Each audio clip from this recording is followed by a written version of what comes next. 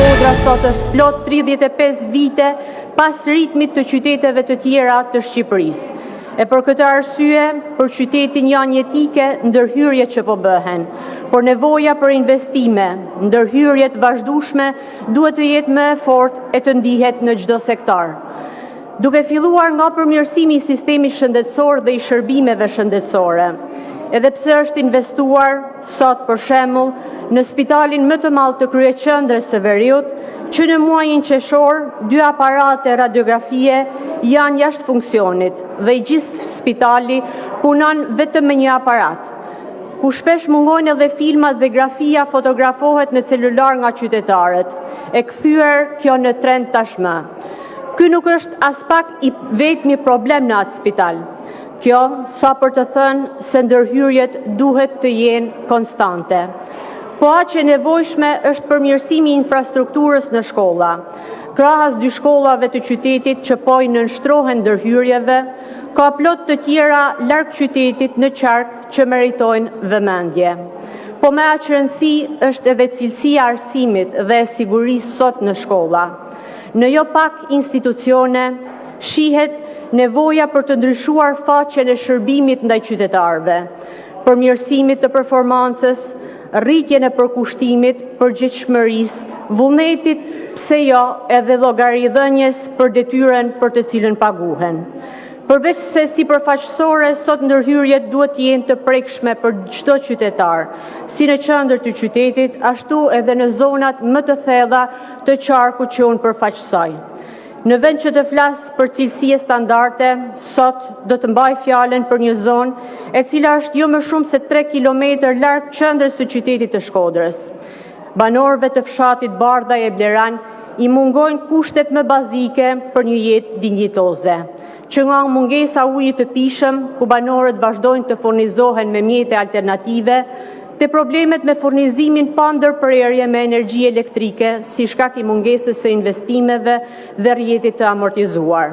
Ura, ku kalojnë më shumë se 4.000 banorë të fshatrave Bardha e Bleran, të njësisë administrative rrethina, është tejet e amortizuar. E bërë prezent kjo sa herë edhe në mediat lokale. Apo kushtet skandaloze në të cilën ndodhet qendra shëndetësore që mbulon 3 fshatra, për të mos diskutuar pastaj për gjendjen në të cilën ndodhet rruga që të çon në qendrën e fshatit.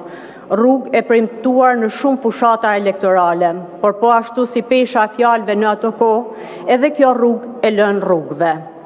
Nevoja për ndërhyrje në infrastrukturën rrugore është emergjente kudo. E tillë problematike është edhe gjendja në rrugën e Stomgolemit. Gropa me ujë sa herë bie shi pushtojnë varrezat e qytetit.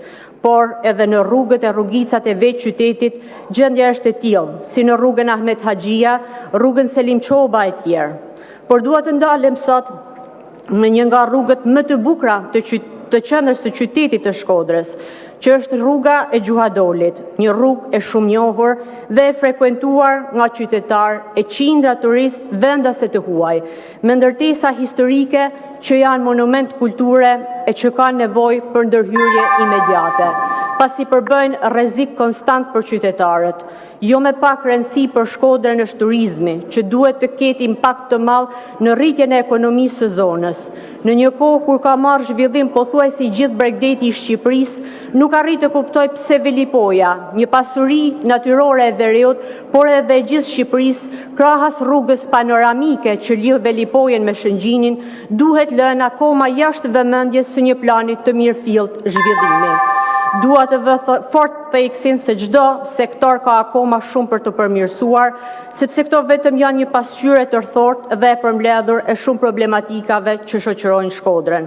Kjo për të thënë që në projekt buxhetin e vitit për Shkodrën, Bashkia Shkodër, po jo vetëm edhe bashkitë e tjera, Puk, Fushars, Malësie Madhe, Vaudes, kërkojnë më shumë mbështetje, sepse nevoja dhe problematikat e akumuluara në vite janë të shumta, që të mos braktisen këto zona e të jetohet denjësisht në qytete që janë pjesë e Shqipërisë, e cila shumë shpejt po bëhet edhe pjesë e Bashkimit Evropian. po e mbyll fjalën time sot këtu, jo pa qëllim në fund të kësaj legjislature, duke shpresuar më shumë për reflektim se sa për kritik, që problematikat e sipërcituara për Shkodrën të marrin vëmendjen e drejtimin e duhur drejt zgjedhjes. Faleminderit.